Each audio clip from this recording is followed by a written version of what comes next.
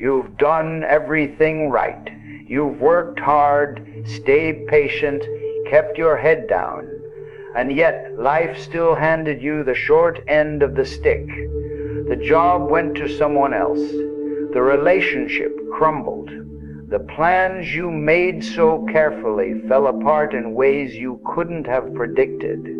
And now there's this voice inside you, quiet but persistent, whispering, "See, nothing ever works out for me. Why even try?" If that voice sounds familiar, stay here, because today we're going to explore something that might feel almost absurd at first. A psychological shift so subtle, yet so powerful, that Carl Jung believed it could alter the entire trajectory of a human life. What if, and I know this sounds strange, what if everything that has happened to you, even the painful parts, especially the painful parts, has been working in your favor all along, not in some toxic positivity, good vibes only kind of way, but in a way that speaks to the deepest workings of your unconscious mind? You see, Jung understood something most people never grasp. Your psyche is not a passive observer of your life. It is an active participant, constantly arranging, nudging, sometimes even sabotaging, not to hurt you, but to guide you towards something you can't yet see. And here's what's unsettling. The things you call failures, the closed doors, the betrayals, Jung would say your own soul had a hand in them, not to punish you, but to redirect you. So before you dismiss this as wishful thinking, take a breath, because what I'm about to share could change how you see every single thing that's ever happened to you. And before we dive deeper, if this resonates with you, take a moment to like this video and subscribe to the channel. Leave a comment below. Have you ever looked back at something painful and realized it led you somewhere better? I'd love to hear your story. Let's begin with a question that might seem simple, but isn't. What do you actually believe about your life? Not what you say you believe, not the affirmations you repeat or the hopes you carry, but deep down in the quiet corners of your psyche, what do you really expect from existence? Jung spent decades studying the unconscious mind, and one of his most profound observations was this: the unconscious does not distinguish between what you consciously want and what you unconsciously expect. It responds to the deeper belief, always. Think about that for a moment. You might consciously desire success, love, peace, abundance. But if somewhere beneath the surface you carry a belief that says you don't deserve it, that good things don't happen to people like you, that the world is fundamentally hostile, then your unconscious will organize your life around that hidden conviction. It's not magic, it's not mysticism, it's psychology. Your unconscious mind filters reality.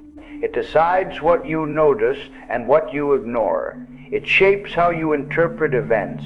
It influences the choices you make without you even realizing it. So when Jung suggested that we should act as if everything is working in our favor, he wasn't peddling naive optimism. He was offering a psychological strategy, a way to reprogram the deepest layers of your mind. Because here is the uncomfortable truth. If you walk through life expecting disappointment, you will find evidence for it everywhere. Your unconscious will highlight every slight, every setback, every closed door. It will whisper, "See, I told you so." And you will believe it because the evidence seems overwhelming. But the evidence isn't objective. It's curated by a part of you that decided long ago what kind of story your life would be. Jung called this the complex, a cluster of emotions, memories, and beliefs that operate beneath conscious awareness and shape your perception of reality. If you have a rejection complex, you will see rejection even where none exists. If you carry a failure complex, you will interpret neutral events as proof of your inadequacy. And the only way out is to interrupt the pattern. to consciously choose a different assumption, not because you have proof that everything is working in your favor, but because the assumption itself begins to change what you see. This is where it gets interesting. Jung believed that the psyche has a natural drive toward wholeness. He called it individuation, the process of becoming who you truly are. And this process is not gentle. It doesn't care about your comfort. It cares about your completion. So sometimes the soul orchestrates events that the ego experiences as disasters. A job loss that forces you to confront your real passions. A betrayal that strips away a relationship you had outgrown. An illness that stops you in your tracks and demands you pay attention to what you've been ignoring. From the ego's perspective, these are catastrophes. From the soul's perspective, they are corrections. Jung put it this way: the experience of the self is always a defeat for the ego. What he meant is that your smaller self, the part that wants control and predictability and safety, will always resist the larger movements of your psyche. The ego wants things to go according to plan. The self wants you to become whole, and these two agendas often collide. So when life doesn't go according to your plan, there are two ways to interpret it. You can see it as proof that the universe is against you, or you can see it as evidence that something larger is at work, something that sees further than your conscious mind can see. The first interpretation leads to bitterness, resignation, despair. The second opens the door to meaning. And meaning, Jung discovered, is what the human psyche needs most. Not pleasure, not success, not even happiness. Meaning, a sense that your life is part of a larger story, that your suffering has purpose, that you are being shaped by forces wiser than your everyday mind. When you act as if everything is working in your favor, you are not denying reality. You are choosing to engage with reality through the lens of meaning rather than chaos. And that choice, made consistently over time, begins to reorganize your entire inner world. Have you ever noticed how some people seem to move through life with a strange kind of grace? They face the same difficulties everyone else faces. They lose jobs, end relationships, get sick, experience grief, but somehow they don't get crushed by it. There's a resilience in them, a quiet confidence that life will work out, even when all the evidence suggests otherwise. Jung would say these people have developed a relationship with their unconscious. They've learned to trust the deeper currents of their psyche, and that trust, that fundamental orientation toward life, becomes a kind of invisible support system. This isn't about pretending everything is fine. It's not about suppressing your pain or refusing to acknowledge difficulty. It's about holding two things at once. Yes, this is hard. And yes, something in me trusts that this hardship is not meaningless. The conscious mind deals with the immediate situation. It solves problems, makes plans, navigates obstacles. But the unconscious holds the larger pattern. It sees connections your waking mind cannot perceive. It knows where you've been and senses where you need to go. When you act as if everything is working in your favor, you are essentially telling your unconscious, I trust you. I'm willing to follow where you lead, even when I can't see the path. And the unconscious responds to that trust. It begins to reveal more of itself. Synchronicities appear. Opportunities emerge that seem almost too perfectly timed. You'll meet the right person at the right moment. A book falls into your hands with exactly the message you needed. A door closes and another opens almost immediately. Jung called this synchronicity, the meaningful coincidence of outer events and inner states. And he believed it happened more frequently when a person was aligned with their deeper self, as if the universe itself conspires to support those who are moving toward wholeness. Now, some will hear this and think it sounds like magical thinking, but Jung was not a mystic in the naive sense. He was a scientist of the soul, spending decades cataloging the patterns of the unconscious, studying dreams, analyzing symbols, tracking the movements of psychic energy. And what he found was that the unconscious mind operates according to its own logic, a logic that includes meaning, purpose, and direction, a logic that treats your life as a story being told, not a random sequence of events. When you adopt the attitude that everything is working in your favor, you step into that story consciously. You become a participant in your own myth rather than a victim of circumstances. Let me ask you something. Think back to a moment in your life that felt like a complete disaster, something you thought you would never recover from, a heartbreak, a failure, a loss that seemed to shatter everything you'd built. Now ask yourself, where did that disaster lead you? What did it make possible that wouldn't have been possible otherwise? Who did you become in the aftermath of that pain? For many people, when they trace the threat honestly, they discover something strange. The worst moments led to the most important transformations.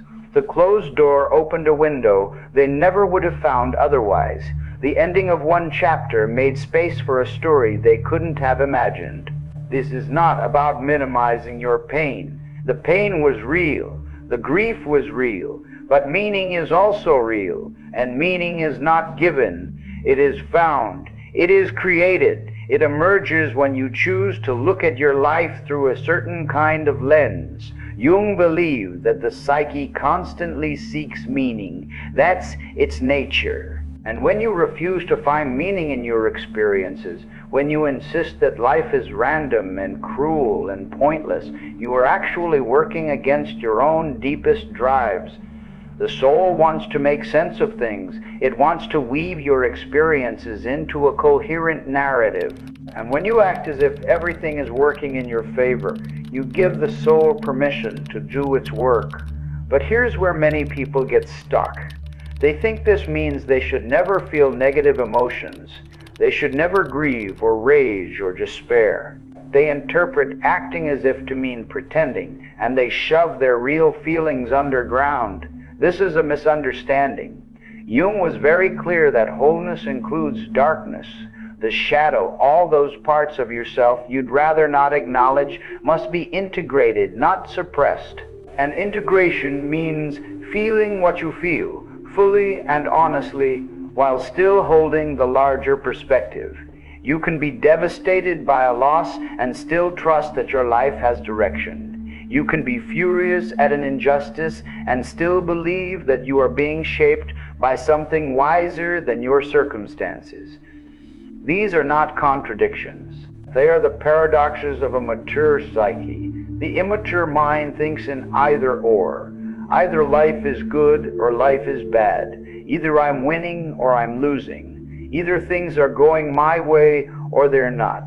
The mature mind holds both and. This is painful and it is leading somewhere. I am struggling and I am growing. I don't understand what's happening and I trust the process anyway. This is not easy. It requires a kind of psychological strength that most people never develop. But it can be cultivated, and the cultivation begins with a single choice. The choice to orient yourself toward meaning rather than chaos. Let's talk about what happens when you make this choice consistently over time. Because it's one thing to decide in a moment of clarity that you'll trust the process. It's another thing to hold that orientation when life keeps testing you. Jung understood that transformation is not a single event, but a process.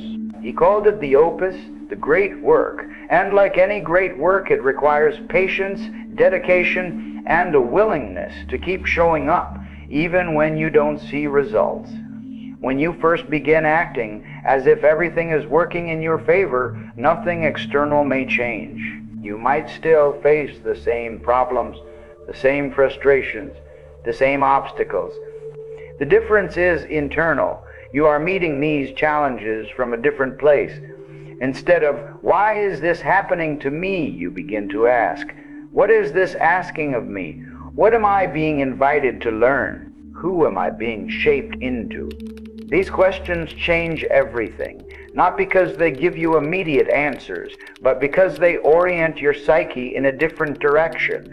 They turn you from a victim into a student, from someone life happens to into someone life happens to into someone life is educating. And education, real education, is often uncomfortable. The lessons we need most are rarely the ones we would choose.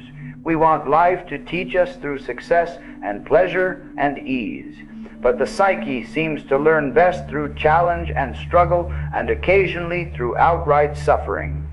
Jung said that neurosis is always a substitute for legitimate suffering. What he meant is that when we refuse to face our necessary pain, when we avoid the difficult lessons, the psyche finds other ways to force the issue.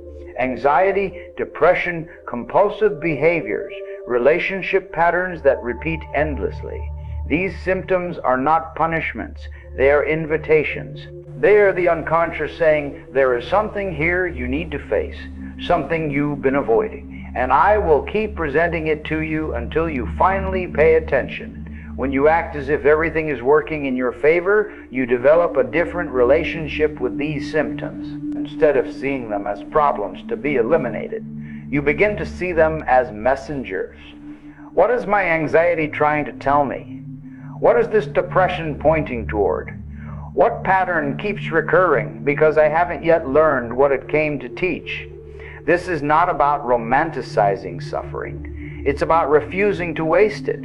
Every difficult experience carries potential wisdom, but that wisdom is not automatic. It must be extracted. It must be earned, and it can only be earned by someone willing to engage with difficulty as a teacher rather than an enemy. Here's something Jung observed that might shift how you see your current struggles. He noticed that the psyche seems to orchestrate crises at particular moments of development, not randomly, but strategically. Just when you've gotten comfortable, just when you think you've figured things out, something happens to disrupt your equilibrium. A loss, a change, a challenge you didn't see coming. And suddenly, everything you thought you knew is in question. Jung called these moments encounters with the self. The self, in his psychology, is the totality of who you are, both conscious and unconscious. And the self has its own agenda, an agenda that often conflicts with the ego's desire for stability and control. The ego wants to maintain the status quo. It wants to keep things predictable. But the self wants growth, and growth requires change. Sometimes radical change, sometimes painful change. So when your life is disrupted, when your plans fall apart, when the ground shifts beneath your feet, consider the possibility that this is not random misfortune. Consider that your own deeper nature might be engineering this disruption because it's time for you to evolve. This doesn't mean you caused your suffering in some simplistic way. It doesn't mean you should blame yourself for difficult circumstances, but it does invite a different relationship with those circumstances. A relationship based on curiosity rather than victimhood. What is this for becomes the central question. Not why me, but what is being asked of me? What needs to change? What am I being pushed toward? And when you approach life this way, something remarkable begins to happen. The same events that would crush someone else become fuel for your transformation. The obstacles become the path. The wound becomes the gift. Let's go deeper into something Jung understood better than almost anyone: the role of the shadow in your development. The shadow is everything about yourself that you've rejected, denied, or hidden away, the parts you're ashamed of, the qualities you judge in others because you refuse to see them in yourself, the impulses and desires that don't fit your self-image. Most people spend their entire lives running from their shadow. They construct elaborate personas, carefully curated versions of themselves that hide everything uncomfortable. And for a while this works. The persona protects them. It helps them function in society, maintain relationships, build careers. But the shadow doesn't disappear just because you ignore it. It grows stronger in the darkness, and eventually it finds ways to erupt into your life. This is where things get interesting. The shadow often orchestrates the very events that bring your life to a crisis point, not because it wants to destroy you, but because it wants to be seen, integrated, welcomed home. Jung said, "One does not become enlightened by imagining figures of light, but by making the darkness conscious." So when everything seems to be falling apart, when you find yourself acting in ways you don't understand, when life seems to be forcing you into confrontation with parts of yourself you'd rather not acknowledge, consider the possibility that this is exactly what needs to happen. Your shadow is not your enemy, it is a strange territory, and the work of individuation is, in many ways, the work of reclaiming that territory, bringing the exiled parts of yourself back into the kingdom. When you act as if everything is working in your favor, you develop a different relationship with your shadow. Instead of seeing it as something to be conquered or suppressed, you begin to see it as something to be understood. What is this darkness trying to show me? What disowned part of myself is demanding attention? What would happen if I stopped fighting this and started listening instead? The shadow contains not only what you fear about yourself, but also what you've never dared to become. Hidden in the darkness are gifts you never developed, potentials you never explored, aspects of your personality that were sacrificed early in life to fit in, to be acceptable, to survive. When life forces you into the underworld, when everything falls apart and you find yourself wandering in psychological darkness, you are being given an opportunity to reclaim what was lost, to retrieve the gold hidden in the shadow. This is why Jung said that the path to wholeness leads through darkness, not around it. The people who try to bypass their shadow, who insist on remaining positive, who refuse to engage with their pain, never become whole. They remain partial, fragmented, secretly haunted by everything they refuse to face. But those who enter the darkness willingly, who say yes to the descent, who trust that even this is working in their favor, they emerge transformed. Not because the darkness was pleasant, but because it contained exactly what they needed. Here's a practical truth that Jung discovered through decades of clinical work. The unconscious communicates constantly. It sends messages through dreams, through symptoms, through slips of the tongue, through the events of daily life. But most people never learn to listen. When you begin acting as if everything is working in your favor, you naturally become more attentive to these communications. You start asking, what is trying to reach me? What am I not seeing? What is the unconscious attempting to bring to my attention? Dreams become particularly important. Jung considered dreams the royal road to the unconscious. And he found that dreams often anticipated future developments, pointing toward where the psyche was trying to go. If you're not paying attention to your dreams, you're missing half the conversation. Your unconscious speaks every night, offering guidance, warnings, encouragement. But most people dismiss these messages as random nonsense and wonder why they feel so disconnected from themselves. Start writing down your dreams, not to analyze them obsessively, but to acknowledge them. To say to your unconscious, I'm listening, I want to understand, I trust that you have something to show me, and watch what happens. When the unconscious feels heard, it begins to reveal more. The dreams become clearer, more directive. Symbols recur, pointing toward themes that need attention. Guidance emerges that your waking mind never could have produced. This is one of the practical applications of acting as if everything is working in your favor. You become a collaborator with your own debts. Instead of fighting against yourself, you align with the deeper movements of your psyche. And in that alignment, You discover a support system more reliable than anything the external world can offer. Think about the people you most admire, the ones who have weathered significant difficulty and emerged not bitter, but wise, not broken, but stronger. What do they have in common? In my observation, they all share a particular quality, a kind of radical acceptance combined with forward movement. They don't pretend their suffering didn't happen. They don't minimize the difficulty. But they also don't get stuck in victimhood. They find a way to metabolize their experiences, to extract meaning, to let the pain become part of their power. Jung would say these people have learned to work with their unconscious rather than against it. They've discovered that the psyche is not an enemy to be controlled, but a partner to be understood. And in that partnership, they found a resilience that doesn't depend on external circumstances. This is available to you too, not as some distant ideal, but as a practical possibility. The first step is simply changing your orientation, deciding that from this moment forward you will approach your life as if it has direction, as if the difficulties are not obstacles but initiations, as if something larger is at work.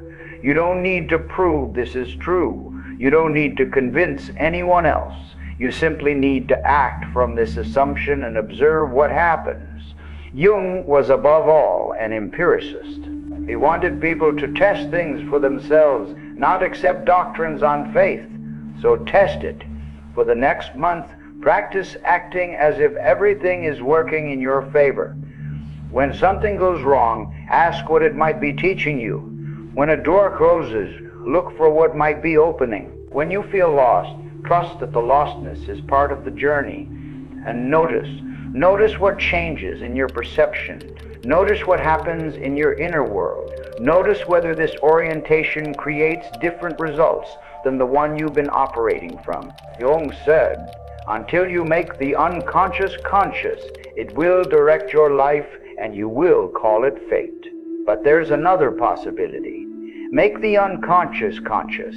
Develop a relationship with your depths. Learn to read the messages being sent your way and discover that what you once called fate was actually a collaboration, one you simply hadn't recognized yet. Let me tell you about what Jung called the transcendent function. This is one of his most powerful and least understood concepts. The transcendent function is the psyche's natural ability to bridge opposites, to find a third way when you seem trapped between two irreconcilable positions. It emerges from the dialogue between conscious and unconscious and creates solutions that neither side could produce alone. Think about a time when you were truly stuck, torn between two choices, neither of which felt right, paralyzed by a dilemma that seemed to have no good answer. If you sat with that tension long enough without forcing a premature solution, something might have happened. A third option emerged. An insight came that dissolved the problem rather than solving it. A way forward appeared that you couldn't have imagined when you were locked in either or thinking. That's the transcendent function at work. And it operates best when you trust the process, when you believe that stuckness is not permanent, that clarity will emerge, that the psyche has resources you haven't yet accessed. Acting as if everything is working in your favor activates the transcendent function. It says to your psyche, I trust that you can find a way through this. I trust that there are possibilities I can't yet see. I trust that the tension I'm holding will eventually give birth to something new. And the psyche responds to that trust by producing what you need. Not always on your timeline, not always in the form you expected, but reliably eventually. The way forward reveals itself. This is why Jung advised against forcing solutions. The ego wants resolution now. It wants to decide, act, move on. But some situations require incubation. They need time to ripen. And the psyche does its best work in darkness, in patience, in the willingness to not know. When you act as if everything is working in your favor, you give yourself permission to not know. You release the pressure to figure everything out immediately. You trust that clarity will come when it's ready to come. And in that release, paradoxically, you often find that answers arrive faster. The unconscious works best when it's not being pressured. When you stop demanding solutions, they have space to emerge naturally. Here's something else Jung understood about the psyche. It thinks in symbols, not in logic, not in language, in images that carry meaning beyond what words can express. This is why dreams speak in pictures, why myths and fairy tales have such power, why art can move you in ways that rational argument never could. The deeper layers of your mind communicate through symbol. When you begin acting as if everything is working in your favor, you start to perceive the symbolic dimension of your life. Events are not just events. They are images. They carry meanings. They point beyond themselves to something larger. That job you lost. Yes, it was a practical setback. But what did it symbolize? What outdated identity was being stripped away? What new direction was being demanded? That relationship that ended. Yes, it was painful, but symbolically, what was dying? What had you outgrown? What pattern was being broken so something new could emerge? When you read your life symbolically, it becomes rich with meaning. The same events that seem like random misfortunes when viewed literally become purposeful developments when viewed symbolically. Jung said that the psyche is objective. It exists and operates according to its own laws, not the ego's wishes. And when you learn to perceive those operations, to read the symbols, to decode the messages, you gain access to a level of guidance most people never touch. This doesn't mean making up interpretations that comfort you. It means genuinely inquiring into the meaning of your experiences. What is trying to happen through this? What pattern is completing itself? What new configuration is emerging? The answers won't always be clear. Sometimes you have to live with uncertainty, but the inquiry itself changes your relationship to what's happening. You become curious rather than victimized, engaged rather than resigned, alert to possibility rather than crushed by circumstance. I want to talk now about something that trips many people up when they try to adopt this orientation. They interpret acting as if everything is working in your favor to mean they should become passive. They should just let things happen. They should stop trying to influence their circumstances. This is a misunderstanding. Jung was not advocating passivity. He was advocating a different kind of action. Action that emerges from alignment with your deeper nature rather than from the ego's panic and grasping. There's a difference between effort that comes from fear and effort that comes from purpose. The first is frantic, scattered, always slightly off. The second is calm, directed, effective in ways that surprise even you. When you trust that everything is working in your favor, you don't stop acting. You act differently. You act from a place of greater coherence. You act in ways that feel less like struggle and more like flow. This is what Jung was pointing toward when he talked about being carried by something larger than yourself. Not replacing your agency with passivity, but aligning your agency with a deeper current. Think of a river. You can try to swim against it, exhausting yourself, fighting the flow, or you can swim with it, adding your effort to the current's power. In the second case, you cover more ground with less strain. Your action is multiplied by forces beyond your personal strength.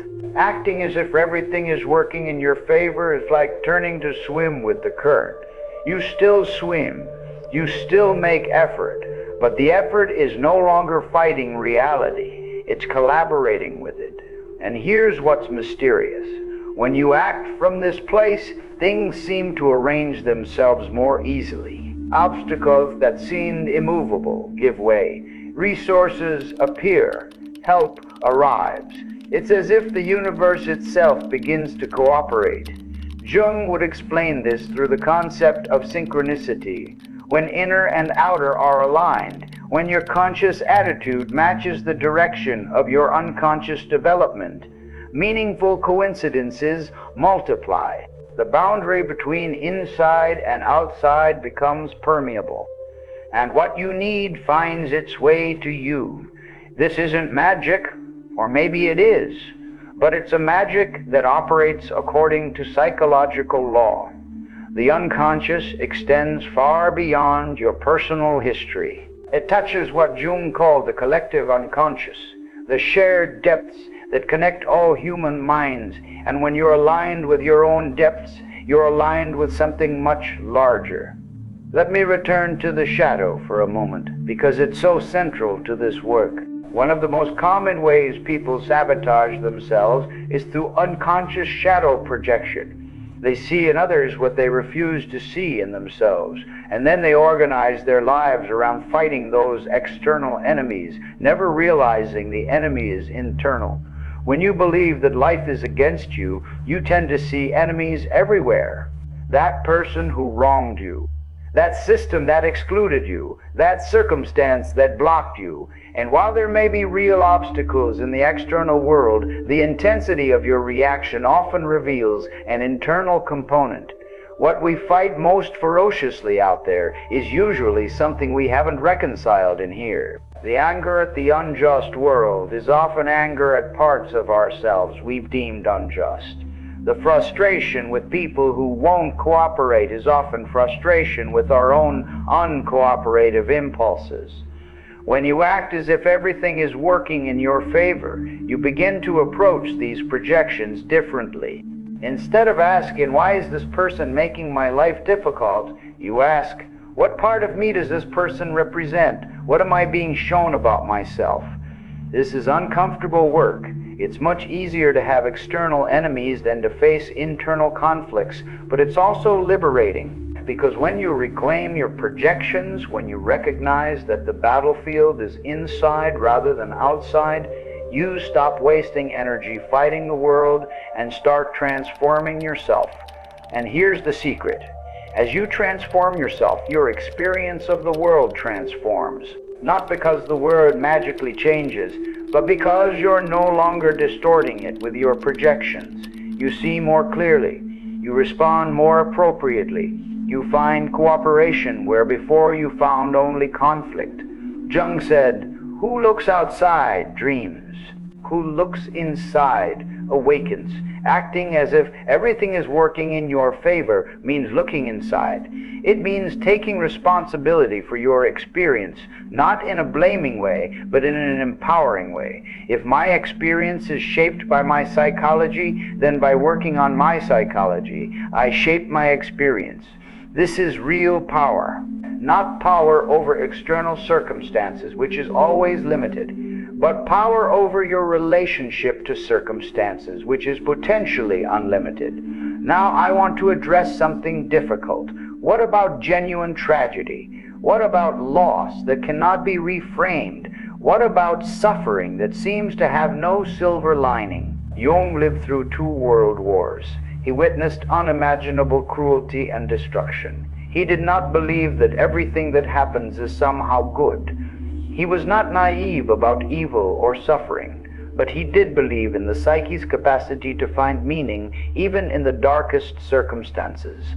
And he believed that the attitude we bring to suffering shapes what suffering does to us. Viktor Frankl, who studied with Jung and survived the Nazi concentration camps, wrote about this extensively. He observed that prisoners who found meaning in their suffering, even when there was no escape, no hope of rescue, they maintained their dignity and humanity. Those who could not find meaning often collapsed into despair or brutality. Meaning is not about pretending suffering is good. It's about refusing to let suffering have the final word. It's about finding in yourself something that cannot be destroyed by external circumstances, something that transcends the immediate situation. When you act as if everything is working in your favor, you are not denying reality. You are claiming a stance toward reality that preserves your agency and your humanity. You are saying, whatever happens, I will find a way to work with this. I will extract whatever growth is possible. I will not be reduced to a victim of circumstance.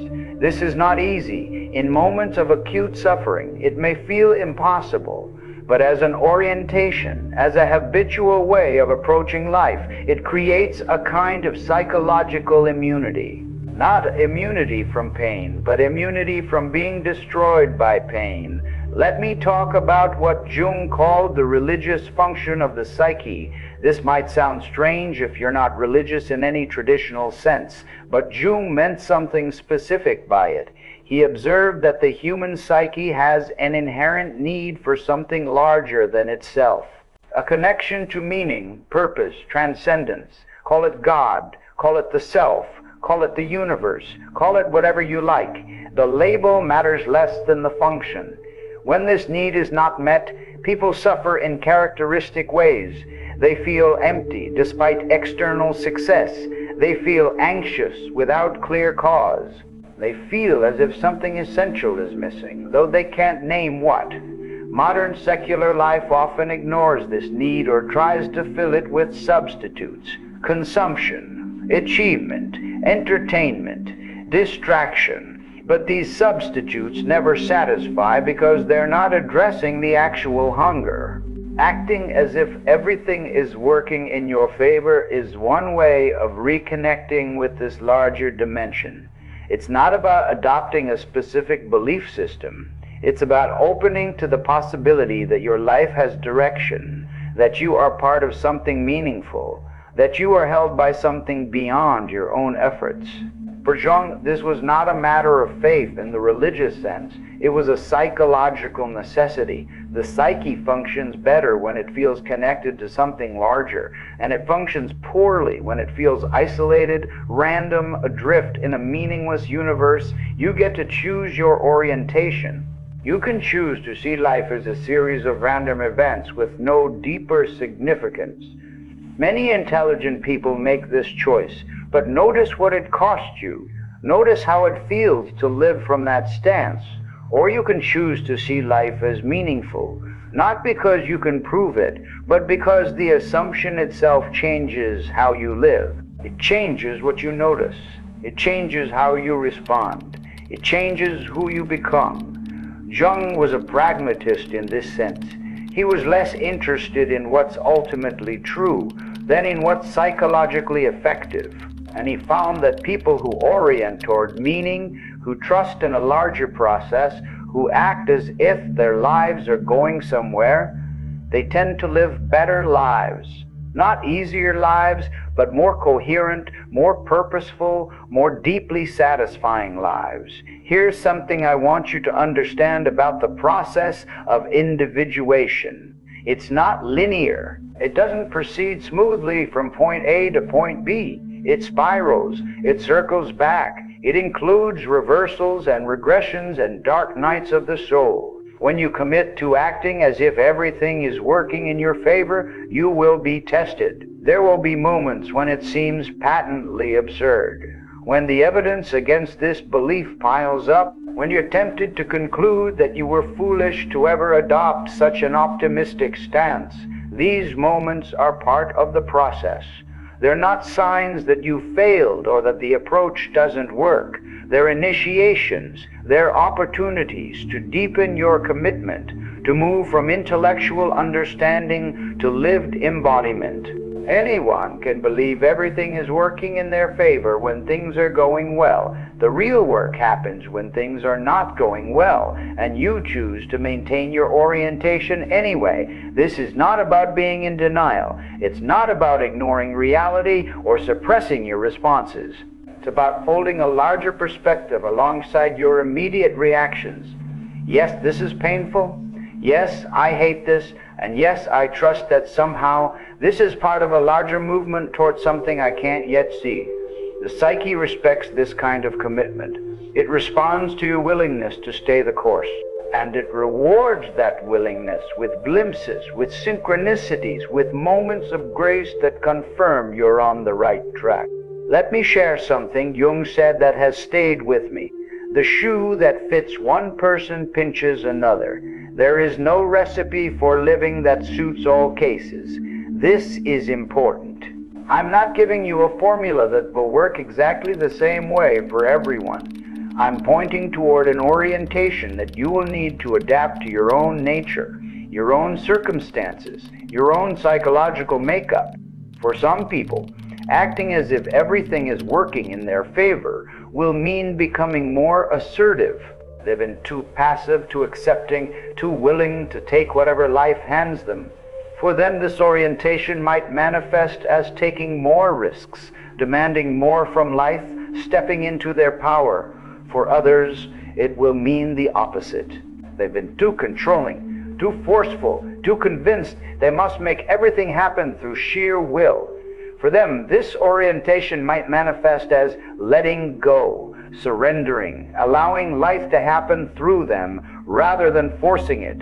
The unconscious will show you what it means for you. Trust your own process. Pay attention to how this teaching lands in your specific psyche, what it stirs up, what it asks you to change. You are the expert on your own soul. Not me, not Jung, not any external authority. We can offer frameworks, point directions, share what we've learned, but in the end, you must walk your own path. Now, I want to address something that often comes up when people begin this work.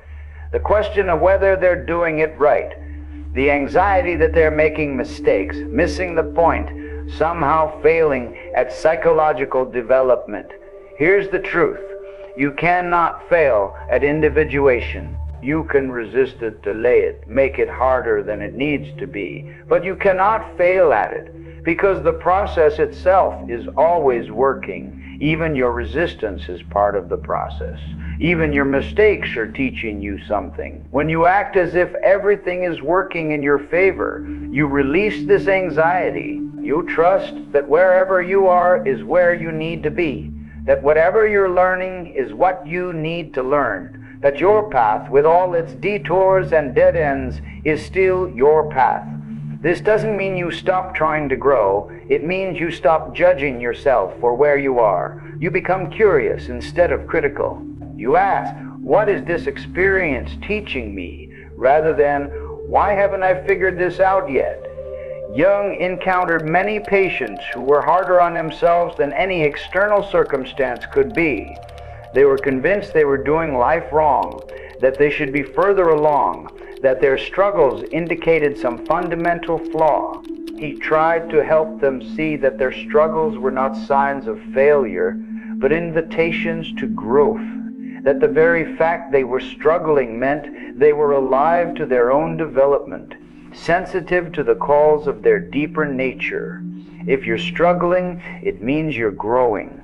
If you're confused, it means you're expanding beyond your old frameworks. If you're uncomfortable, it means you're leaving your comfort zone, and that's where all real development happens. Let me talk about what it looks like when this orientation starts to take hold. When you've practiced acting as if everything is working in your favor long enough that it begins to shift from concept to lived reality. First, you notice a change in your baseline state. You're less anxious, less defensive, less braced against what might go wrong. There's a relaxation in your nervous system that comes from no longer fighting reality. Second, you become more responsive and less reactive. When difficult things happen, you still feel them, but the feeling moves through you more quickly. You don't get stuck in resentment or self-pity. You process and move on. Third, you start to see connections that were invisible before. The pattern of your life becomes more visible. You understand why certain things had to happen. You see how apparent detours were actually shortcuts. Fourth, your decisions improve. When you're not operating from fear, when you trust the process, you make choices that are more aligned with your actual values and needs. You stop choosing what's safe and start choosing what's right. Fifth, your relationships deepen. When you're at peace with your own journey, you can be more present with others. You're less needy, less controlling. less demanding that others fill gaps in your psyche. You show up as a whole person rather than a bundle of unmet needs. Sixth, you develop what Jung called the religious attitude. Not religious in the sense of dogma or belief, but in the sense of reverence. A feeling that life is sacred, that your experiences matter, that you are participating in something meaningful. These changes don't happen overnight. They accumulate gradually as you practice the orientation, and they deepen over time. There is no end point, no final destination where you've mastered this. It's a lifelong engagement, a continuous deepening. Let's talk about practical application. How do you actually do this in daily life? Start with the small things. A traffic jam, a delayed flight, a rude customer service representative. When minor annoyances arise, practice asking, how is this working in my favor? What is this moment offering me? Maybe the traffic jam gives you time to think, to listen to something meaningful, to practice patience. Maybe the delayed flight puts you in the right place at the right time for a chance encounter. Maybe the rude person is teaching you about your own reactivity. The content of your interpretation matters less than the habit of making interpretations. You're training your mind to look for the hidden gift rather than just registering the obvious obstacle. Then extend to bigger things. Setbacks at work, conflicts in relationships, health challenges. The same question, scaled up. What is this teaching me? Where is this leading? How might this be exactly what I need right now, even though it's not what I want? And then extend to the biggest things, the losses that reshape your life, the failures that redirect your path, the sufferings that burn away everything inessential. Here the question becomes almost a prayer. Help me find the meaning in this. Show me what this is for. Let me not waste this pain. This is not easy. I want to be honest with you. It requires practice. It requires patience with yourself when you fall back into old patterns. It requires a willingness to keep starting over, day after day, moment after moment.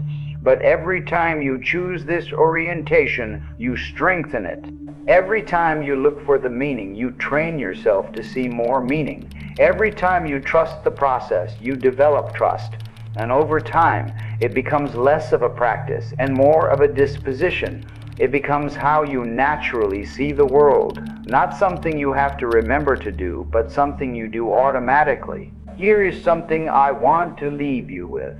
A thought that has sustained me in my own dark moments. You are not alone in this. Whatever you're going through, others have gone through it before you. Whatever you're facing, others are facing it right now. The struggles of individuation are universal, even though they feel deeply personal. And more than that, there is something in you that has already done this work. Jung called it the self, the archetype of wholeness that exists in every human psyche. The self knows the way even when your conscious mind is lost.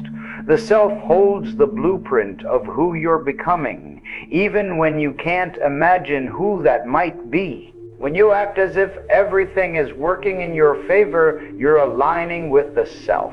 You're trusting its knowledge. You're allowing it to guide you. And the self is trustworthy, not because it will give you what you want, but because it will give you what you need. Not because it will make your life easy, but because it will make your life meaningful. Jung, near the end of his long life, was asked whether he believed in God. His response was characteristic. I don't believe, he said. I know. He wasn't talking about intellectual knowledge. He was talking about lived experience. After decades of engaging with his own unconscious, with the dreams and symbols and synchronicities that guided his journey, he had arrived at a certainty that transcended belief. You don't have to take anyone's word for this. You can know for yourself, not through reading or thinking or believing, but through living, through practicing, through engaging with your own depths. Start today, right now. Whatever situation you're facing, however difficult or confusing or painful, ask yourself, what if this is working in my favor? What would I do differently if I knew that everything unfolding is exactly what needs to unfold? And then act from that assumption. Move through your day as if you are supported, guided, led by something wiser than your conscious mind. Not passively waiting for things to happen, but actively participating in a process you trust. Watch what changes in your perception, in your responses, in your results, and let your own experience be your teacher. Jung said, "The privilege of a lifetime is to become who you truly are." That process of becoming is always working, always moving you toward wholeness, always arranging the circumstances that will call forth the next version of you. When you act as if everything is working in your favor, you cooperate with that process. You stop fighting it and start flowing with it. You stop asking why and start saying yes. And in that yes, in that radical acceptance, in that fundamental trust, you discover something that was always there, waiting for you to notice. You discover that you are not alone, that you have never been alone, that there is a wisdom in your depths that has been guiding you all along. It was there in every failure that redirected you, in every closed door that protected you, in every painful ending that made a new beginning possible, in every dark night that preceded a dawn. It is here now, in this moment, offering you an invitation. Will you trust it? Will you act as if everything is working in your favor? The answer is yours to give, and how you answer will shape everything that follows. If you've made it this far, you already know something important about yourself. You're ready for this. You're ready to stop fighting your life and start collaborating with it. You're ready to find the meaning hidden in your struggles. So take a breath, place your hand on your heart, and make a commitment. Not a commitment to be positive all the time, or to deny your pain, or to pretend everything is fine, but a commitment to trust, a commitment to look for the meaning, a commitment to act as if your life has direction, even when you can't see where it's going. This commitment will be tested. It will falter. You will forget and fall back into old patterns. And that's okay. You just begin again, as many times as it takes, gently, patiently, with compassion for yourself and trust in the process. Because everything, including your forgetting, including your struggle, including your doubt, everything is working in your favor. You just have to be willing to see it. And now, slowly, you are